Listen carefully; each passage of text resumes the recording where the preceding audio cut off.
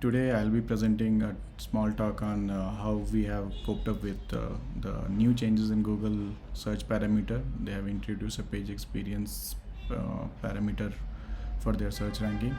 So how we are managing Web Vitals as Yaml. I'll be presenting a small talk on that. I'll start with thanking JS4 team for inviting me here. So let me just introduce myself. I am Suryakant. I work here at Zivame. I lead the front end team here. We basically manage the web platform for M-Site and the desktop.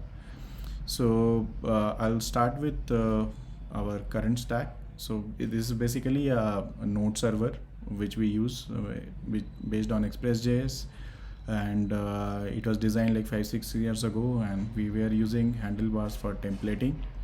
The front end was managed by jQuery, and we added React afterwards for managing state and everything. We use Cloudflare as our CDN provider, so most of our pages, home page, category page, and product pages are cached on CDN.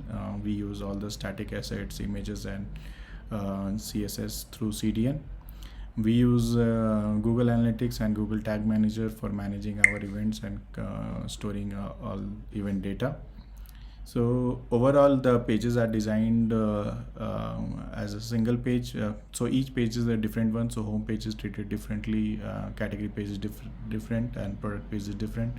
And then there is checkout page. But each of these pages are consisting of single rendered HTML, which fetches one single JavaScript file and one CSS file. The CSS file is actually common for all the pages, but JavaScript file changes for each of these separate pages. So we have a very big CSS file, but JavaScript file is relatively smaller, and this has become smaller as we have made some changes during the optimization process. So for Web Vitals, we are using currently Crux dashboard, Google Analytics, and Cloudflare Web Analytics. We'll go through each one, how we are measuring each of these, how we have integrated these tools, and obviously we are using PageSpeed Insight and Lighthouse for day-to-day basis for measuring all the performance on our live pages. And all the search results, search related data comes through our search console, Google Search Console. So we'll start with the Crux dashboard. We have created a Crux dashboard. Crux dashboard is nothing but Chrome real user experience data. Chrome basically collects all the data through Chrome browser. So whosoever has opted for sending anonymous data or data to Google as a browser user, all the data gets collected as in Chrome's user experience report. Here I am giving you a link how to create the dashboard using Crux. So using public BigQuery dataset, we are using connectors which creates the data in the data studio. You can create your own dashboard which will give you a relatively optimized way to view your Web Vital scores, how your Web Vitals are performing. This is an example that is given. I have given the link. So the metrics that they provide is first paint, FCP, dump content load, onload, all the Web Vitals and other data they collect through their browser, and all of that is available through Crux dashboard. Data Studio is where you can connect to your BigQuery project directly using the connector. There are ready-made templates available which will give you Crux dashboard. The report actually gets updated on a monthly basis. It gets updated every second week of the month, and it gives only your overall site health, not necessarily page-wise health, but it will give you a device-wise distribution of all the Web Vitals and all the other parameters that it is recording. You can't drill down the page-wise, so it is not. It won't give you debugging purposes data, but it will be helpful. In a way, this data is very much helpful because this is how the Google actually sees your site in different Chrome browsers. So even if you are debugging or for your own purposes. You might not be able to simulate all the user condition, but Google is measuring the real user data. So as you can see here, it gives you the good LCP, the poor LCP, and all data as presented here. So let me just show you. So this has been this is data that I have taken from our own Crux dashboard, and this data has been taken and the graph has been plotted. So this has been our improvement since we started working on our own data. As you can see, slowly we have tried to improve our CLS score, and our poor site score has reduced a bit. We are increasing this. We have mostly concentrated on our mobile device. So mobile device data is different than desktop data. Mobile devices have improved much better than our desktop devices. Other things that we have integrated is Web Vital.js, and we are publishing that data to Google Analytics. So if you go to Web Vitals GitHub page, you will see how to integrate it with Google Analytics. We have used that snippet. We are using it through Google Tag Manager. We send the data to Google Analytics, where it gets recorded, and this is how we have been measuring our data. This is our CLS data, which has reduced significantly. We have also reduced our FID data, FID scores, and LCP has been more or less consistently at the same level.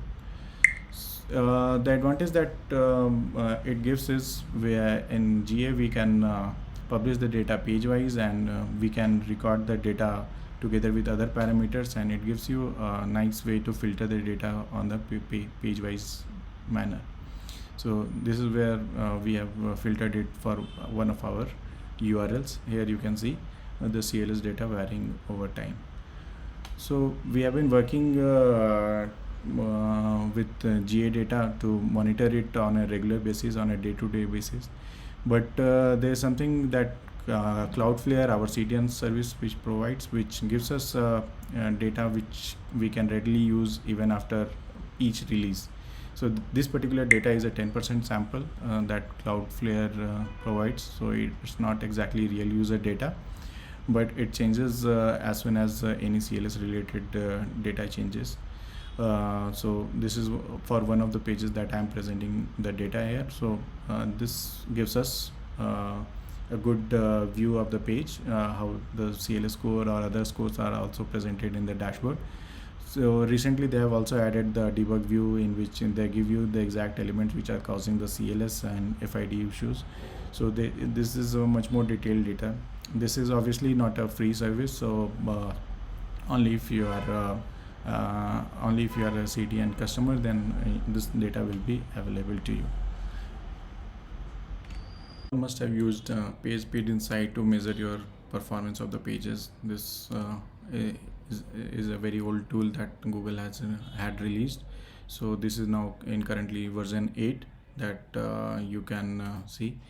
The good thing about PageSpeed Insight is it does not only give you the lab data and field data, but also give you actionable insight that you can use how to optimize your page and improve the different Web Vital scores. The details have improved. Earlier the PageSpeed score used to vary quite a lot, but now the scores have become very much consistent. They have made some changes to the PageSpeed score. It basically uses Lighthouse internally on a server to measure your data. So there has been a lot of learning through this, and if you want to improve, one few of the learnings is that the LCP and SIS scores are something which are relatively easier to improve, and because the weights are also pretty high, you can improve them efficiently. Another tools, as I mentioned, PageSpeed Insight also uses Lighthouse internally. So we use Lighthouse where all the URLs can't be exposed outside. So for our dev environment and for our staging environment, we use Lighthouse to compare the result. Through using Lighthouse, we can store the result in JSON or HTML format, and we can compare the result before and after. This can even be integrated with your CI/CD tool to continuously monitor your releases. We have not done that, but we use it through CLI to measure the performance. This thing. Lighthouse by default it will simulate throttling. So Lighthouse, if you just run it using npx Lighthouse or something like that, it will use some standard condition to throttle it, but that will still be dependent on your device condition. So I would request you to you can even throttle it further and use it to your purposes. The DevTool in the Chrome browser is another thing that uses Lighthouse itself to measure your web performance. So since DevTool 88, we also have a Web Vital lane where you can check the experience and debug all your Web Vitals related issues, CLS issues or performance issues. While you are testing it, I actually observed that though there might not be any CLS issue on your system because your system is more optimized, your network conditions are more optimized. So to simulate the real world user condition, you must use throttling on the network and CPU. This thing. Another thing that I would like to mention here is in the summary view, you can see that there is many layout shift that is happening on a particular layout shift that is mentioned here in the lane, but it could be also due to one single reason, and you'll have to drill down and find that root reason, and it's not so straightforward still to find the root of the CLS issue. It will only give you the element which are shifting and not necessarily the CSS issue which is causing it. This is the things that we did which had a significant impact on CLS. This is just the list of the things which really helped rendering server side, caching aggressively, using inline styles, optimizing images, fonts, and preloading the images. We'll discuss these things in detail. So things which have helped is server side rendering helps tremendously in reducing your FCP, SI scores, and if you inline your CSS, then that will also help you reduce your CLS score. So as I already mentioned, our product page and home page was a React render that is on client side, but still most of our traffic still comes to category page, which are cached on CDN, and the pre-rendering happens through a template engine called Handlebars. So what we did was we in the CI/CD pipeline only we integrated uncss, which basically what we do is we fetch the HTML document for a given page, and we find out all the necessary CSS using uncss file and embed it in the document. This gets done, and then the cache is formed. So this is before any document gets created.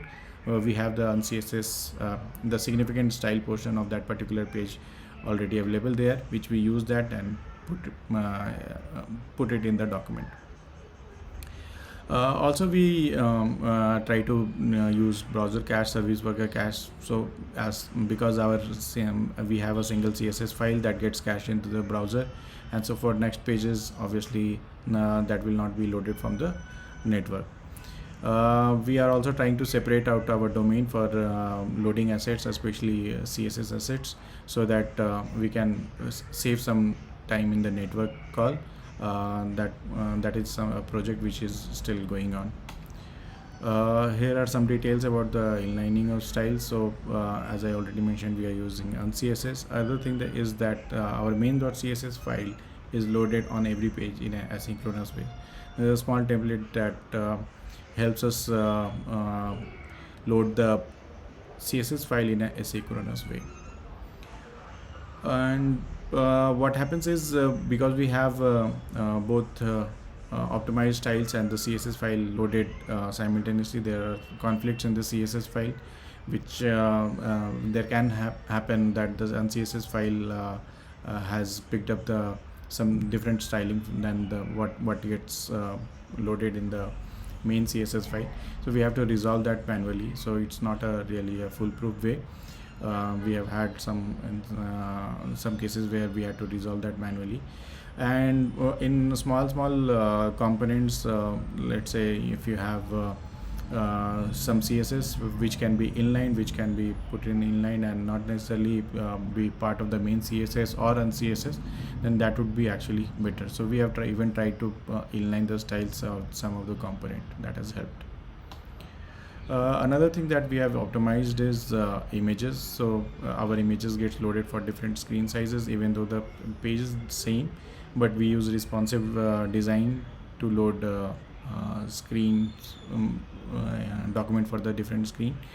For different screen we load different elements, picture elements. We are not using picture elements, but we have a custom JavaScript which helps in loading the correct image in most of the cases. The important part is the initial height and width attribute of the images. This was one of the recommended items in PageSpeed Insight. We didn't had it on all the images, so adding this particular thing, it will improve your CLS score tremendously. What has happened is height and width attribute has become very important recently, because Chrome started putting. I'll show you what happens is, if you Chrome has introduced a new CSS property called aspect ratio for images. So if you search for any image attribute and see the user style for that, you will see that they have a new property in user agent style, which is aspect ratio, which gets calculated based on your height and width attribute. So this will maintain the aspect ratio of the image, and based on your screen size, it pre-allocates the space that is required for the layout to flow with the image. This greatly reduces, and this is one of the recommended ways in the PageSpeed Insight to use. Obviously we use other optimization method like using WebP, or we are using WebP mostly. We want to move to AVIF, which is a new format that has come. We request our content to provide us progressive JPEG mostly, so that we can render it in a continuous fashion. Also keep the image size smaller. Images were actually one of the most important aspect of our pages. We show all the products on images, and images causes most of the load for our pages and CLS issues also. Other thing is obviously converting all your icons into a sprite, and that will again help you load your icon faster. So another important thing that basically are part of the layout is icon and fonts. So we try to load all our fonts as early as possible during the page load. They are loaded in the preload with the preload meta tag, so that if there are any text on the web page, that gets rendered as soon as possible. That greatly improves your speed index. That will help you improve your CLS score also. Another way is we are using Helvetica that helps us, which is already available on Mac system. So like that you can use other fonts which are already available on the system, so that will also again help render your fonts early. And obviously another thing that we realized is in the CSS sometimes the icons are not given enough space. So if you pre-assign some container space for all the icon shift can be minimized, and that will reduce your CLS issue. So what happened after all these changes is earlier we used to have lots of bad URLs as in like where the page experience was not that good, but currently we have moved it to at least need improvement URL. Although our good URLs are not that great, numbers are not great, but most of our URLs are now in need improvement state, and these are mainly because of the CLS issue that they are still in need improvement state. So we need to work on the CLS issue on various pages still. We are still working on that. Other improvement that has happened because of improving all the CLS score is our impressions have greatly improved. It has almost doubled, and that has really helped us in getting new traffic from people. especially during when the search engine changes were launched in July. That is the time when we experienced significant improvement. So we can attribute that to changes that we did during for the Web Vitals. Other parameters are also trying to catch up. We are trying to improve on that, as mentioned here. We also attributed all the changes in July month. As you know, this change was launched. Our marketing team keep tracks of the keywords where we are scoring good. So we observed that our lots of keyword have started ranking 1. So almost like there was a 50% jump in number of keywords that were ranking 1, and other ranking also improved. So other than that, we obviously we still have lots of work to do to improve our page speed and page experience for our user. So what we have realized, what the path forward is, we are trying our hand on Next.js. We have observed that the server-side rendering is the way to go to improve Web Vitals. We'll be putting more effort in improving small changes which can add to improving the page experience. CSS bundling and CSS module is something that we need to work upon. As I already mentioned, there's a big CSS file that gets loaded on the every page which has some issues. So we need to break down into smaller component and use CSS module for improving our score. I think that's it from my side. That was the experience that I had improving Web Vitals at Zivame. I wish to hear feedback from you. Thank you.